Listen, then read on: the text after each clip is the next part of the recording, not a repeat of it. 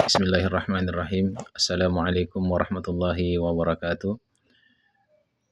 Alhamdulillahirabbil alamin, hamdan katsiran tayyiban mubarakan fih, kama yuhibbu rabbuna wa yarda. Asyhadu an la ilaha illallah wahdahu la syarikalah, wa asyhadu anna Muhammadan abduhu wa rasuluh. Allahumma salli ala Muhammad wa ala ali Muhammad.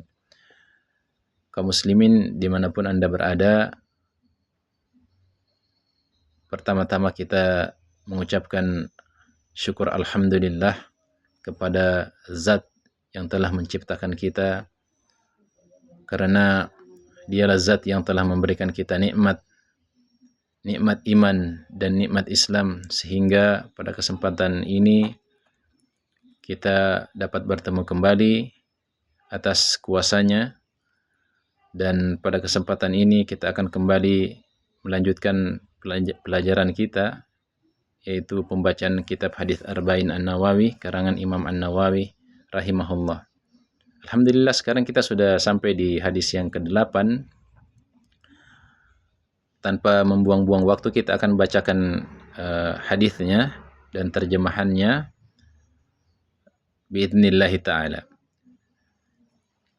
An Umar radhiyallahu anhuma anna Rasulullah sallallahu alaihi wasallam qala umirtu an uqatila an-nasa hatta yashhadu an la ilaha illallah wa anna Muhammadar Rasulullah wa yuqimus salata wa yu'tuz zakata fa idza fa'alu dzalika asamu minni dima'uhum wa amwaluhum illa bihaqqil Islam wa hisabuhum 'ala Allah ta'ala.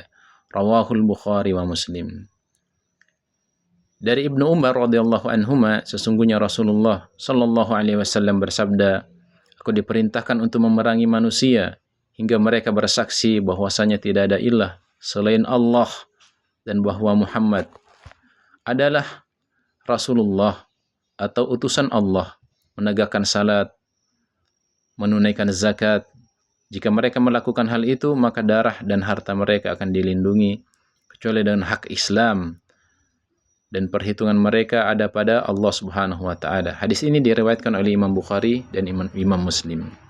Dari hadis ini ada beberapa catatan yang akan kita sampaikan kepada seluruh kaum muslimin di kesempatan yang berbahagia ini. Di antaranya adalah hadis ini secara praktis dialami oleh kekhalifaan Abu Bakar As-Siddiq, ya. Di zaman pemerintahan beliau banyak sekali orang-orang yang kemudian kembali kafir sepeninggal Rasulullah Muhammad SAW. Maka Abu Bakar As-Siddiq bertekad untuk memerangi mereka, termasuk di antara mereka yang menolak untuk membayar zakat, yakni zakat harta pada saat itu. Maka Umar bin Khattab menegurnya dan akhirnya terjadi polemik antara kedua pemimpin tersebut. Umar berkata, bagaimana kamu akan memerangi mereka sementara mereka mengucapkan la ilaha illallah? Sesuai dengan hadis yang kita bacakan tadi. Ya. Maka Abu Bakar As-Siddiq kemudian berkata, sesungguhnya zakat adalah haknya harta. Mendengar itu, Umar bin Khattab kemudian tertunduk, hingga akhirnya Umar bin Khattab menerima dan ikut bersama Abu Bakar As-Siddiq memerangi orang-orang yang kembali kafir tersebut. Kemudian ada beberapa pelajaran yang terkait dari hadis yang kita bacakan tadi. Di antaranya adalah kita tidak diperbolehkan untuk berlaku sewenang-wenang terhadap harta dan darah kaum muslimin. Karena harta dan darah itu ternyata ada hukum syariatnya. Kemudian dalam hadis ini juga terdapat jawaban bahwasanya diterimanya amal yang zahir dan menghukumi berdasarkan sesuatu yang zahir, sementara yang tersembunyi itu dilimpahkan oleh Allah Subhanahu wa taala. Maksudnya adalah dalam menghukumi seseorang itu harus kita lihat bentuk zahirnya, bentuk nyatanya. Misalnya orang tersebut betul-betul tidak membayar zakat, tidak menunaikan aturan-aturan dari pemerintah, maka dalam hal ini pemerintah, pemegang tampuk kekuasaan, berhak untuk kemudian memberikan hukuman. Sementara hal-hal yang kemudian tidak terlihat, maka itu semua diserahkan hukumannya kepada Allah Subhanahu wa taala. Biarlah Allah Subhanahu wa taala yang menghukum dengan sebenar-benarnya, dengan seadil-adilnya, karena itu tidak terlihat secara kasat mata. Kemudian di hadis ini, pada zaman Abu Bakar As-Siddiq itu diperbolehkan untuk membunuh orang yang mengingkari sholat dan memerangi orang yang kemudian menolak zakat. Semoga apa yang kita bacakan pada kesempatan ini dapat bermanfaat untuk diri kami, dan semoga Allah Subhanahu wa taala menjadikan amal jariah untuk kami, untuk keluarga, dan semoga ini semua bermanfaat bagi seluruh kaum muslimin dimanapun berada.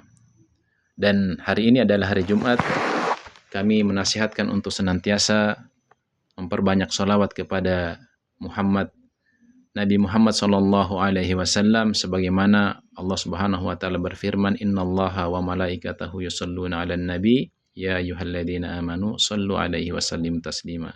Allahumma shalli 'ala Muhammad wa 'ala ali Muhammad, kama shallaita 'ala Ibrahim wa 'ala ali Ibrahim innaka Hamidum Majid. Wa barik 'ala Muhammad wa 'ala ali Muhammad, kama barakta 'ala Ibrahim wa 'ala ali Ibrahim innaka Hamidum Majid." Kemudian kita senantiasa memperbanyak istighfar kepada Allah Subhanahu wa taala. Yang dengar istighfar tersebut, kita berharap Allah Subhanahu wa taala mengampuni dosa-dosa kita yang telah lalu dan dosa-dosa yang akan datang. Istighfar juga adalah salah satu kunci terbukanya rezeki.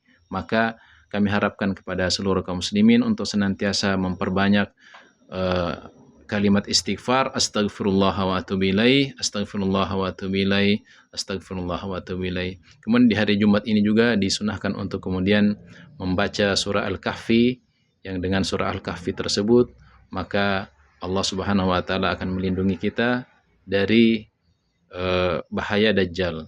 Semoga Allah Subhanahu wa taala memberikan kita kemudahan dalam setiap beramal. Semoga Allah Subhanahu wa taala memberikan kemudahan kepada pemimpin di negeri ini untuk melaksanakan amanah rakyat dengan sebaik-baiknya dan mengeluarkan kebijakan-kebijakan yang pro terhadap rakyat. Aqulu qouli hadza astaghfirullah li wa lakum wa li sairil muslimina min kulli dzambin wa khati'ah fastaghfiruhu innahu huwal ghafurur rahim. Assalamualaikum warahmatullahi wabarakatuh.